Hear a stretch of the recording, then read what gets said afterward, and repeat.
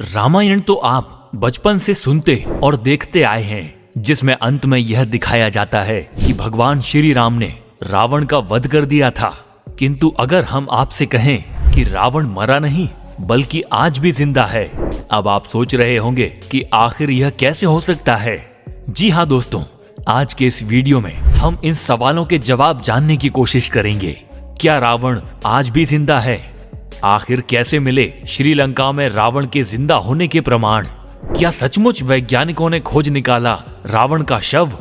Video में आगे बढ़ने से पहले चैनल को सब्सक्राइब करना ना भूलिएगा और वीडियो को अंत तक जरूर देखिएगा, क्योंकि इस वीडियो में हम आपको बताएंगे कि रावण कहां और किस हालात में है। श्रीलंका में आज भी रामायण से जुड़े कई ऐतिहासिक स्थल मौजूद हैं, जो बीते हुए रामायण काल के इतिहास के बारे में बताते हैं। यह तो सभी जानते हैं कि जब भगवान राम और लंकापति रावण के बीच युद्ध हुआ था, तो भगवान श्री राम ने रावण का वध कर दिया था और उसके शव को अंतिम संस्कार के लिए रावण के भाई विभीषण को सौंप दिया था। विभीषण को लंकाधिपति रावण का शव सौंपे जाने पर उसका अंतिम संस्कार हुआ था या नहीं, इस बारे में कोई कुछ नहीं जानता। लेकिन अगर हम आपसे कहें कि रावण मरा नहीं है बल्कि रावण आज भी जिंदा है और इसी धरती पर है, तो आप क्या कहेंगे? जाहिर है कि आप यही कहेंगे कि यह कैसे हो सकता है। लेकिन मानो या ना मानो, रावण जिंदा है।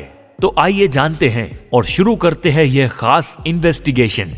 दरअसल श्रीलंका के इंटरनेशनल रामायण रिसर्च सेंटर और टूरिज्म मिनिस्ट्री ने मिलकर 50 ऐसी जगह खोज निकाली हैं जहां रामायण से जुड़ी घटनाओं का उल्लेख मिलता है। और इसी में एक जगह ऐसी भी है जहां रावण के होने के सबूत मिले हैं, जहां जंगलों के बीच एक गुफा मिली है। यह गुफा काफी ऊंची है और कहते हैं कि यहाँ पर आज भी रावण का शव सुरक्षित रखा है।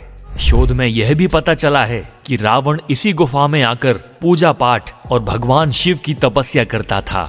रेंगला पहाड़ी पर यह गुफा करीब 8000 फुट की ऊंचाई पर बनी है, जहां 18 फुट लंबे ताबूत में रावण की मम्मी रखी गई है। लेकिन घने जंगल और खूंखार जानवरों की वजह से इस गुफा में कोई भी आज तक कदम नहीं रख पाया है। रावण के मारे जाने पर भगवान राम ने विभीषण को लंका के साथ साथ रावण का शव भी सौंप दिया था। लेकिन विभीषण ने राजपाट संभालने के चक्कर में रावण के शव को बिना दाह संस्कार के छोड़ दिया। इसके बाद राक्षसी कबीले के लोग रावण के शव को अपने साथ ले गए, क्योंकि उनका यह मानना था कि लंकापति रावण फिर से जिंदा होंगे, और शव को उसी गुफा में ले गए जहां रावण पूजा किया करता था। राक्षसों ने रावण को जिंदा करने की बहुत कोशिश की, लेकिन कोई भी सफलता नहीं मिली। आखिरकार उन्होंने रावण के शरीर को मम्मी बनाने का निर्णय लिया। उसे आशा थी कि इस तरह वह अवश्य ही जीवित वापस आ जाएगा, अभी नहीं तो भविष्य में। शोध के अनुसार रेंगला के जंगलों में रावण की मम्मी सुरक्षित रखी हुई है। कुछ लोगों का तो यह भी मानना है कि एक दिन रावण का मृत शरीर फिर से जीवित हो जाएगा और शायद वह कलयुग का काल होगा। रावण का शव जिस ताबूत में रखा गया है, उस पर एक खास किस्म का लेप लगा हुआ है। कहते हैं कि इस लेप की वजह से ताबूत आज भी सुरक्षित है। और हो भी क्यों ना, इस ताबूत की लंबाई 18 फीट और चौड़ाई 5 फीट है। कुछ लोगों का यह भी कहना है कि इसी ताबूत के नीचे रावण का बेशकीमती खजाना दबा हुआ है। हिंदू मान्यताओं के अनुसार रावण त्रेता युग का सबसे शक्तिशाली राजा था। उसे अपनी शक्ति पर बहुत घमंड था और अपने घमंड के कारण रावण ने भगवान राम की पत्नी माता सीता का भी अपहरण कर लिया था। बार बार समझाने पर जब वह नहीं माने, तो भगवान राम और रावण के बीच भयंकर युद्ध हुआ। रावण के पास बहुत शक्तिशाली सेना थी, लेकिन अहंकार के कारण वह मारा गया। इसका प्रमाण आज भी श्रीलंका में मौजूद है।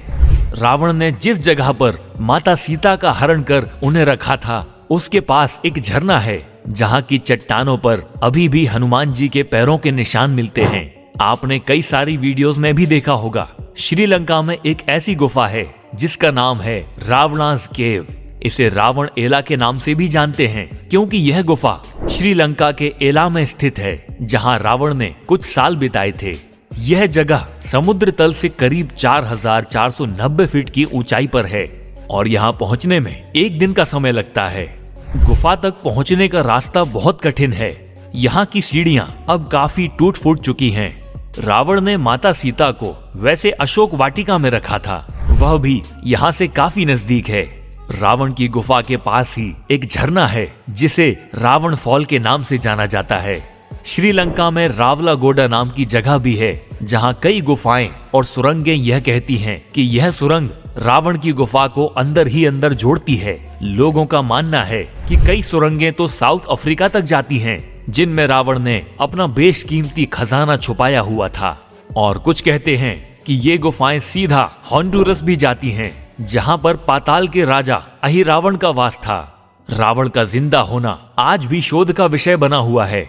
इस बारे में कुछ भी कहना मुश्किल है। श्रीलंका के रिसर्च सेंटर के दावे के अनुसार यह लगता है कि शायद रावण का शरीर आज भी सही सलामत रखा गया है। रावण हर समय खोज और आविष्कार को ही महत्व देता था। वह नए नए अस्त्र शस्त्र और यंत्र बनवाता रहता था। कहते हैं कि वह स्वर्ग तक सीढ़ियां भी बनवाना चाहता था। रावण की कई वेधशाला थी जहां तरह तरह के आविष्कार होते थे।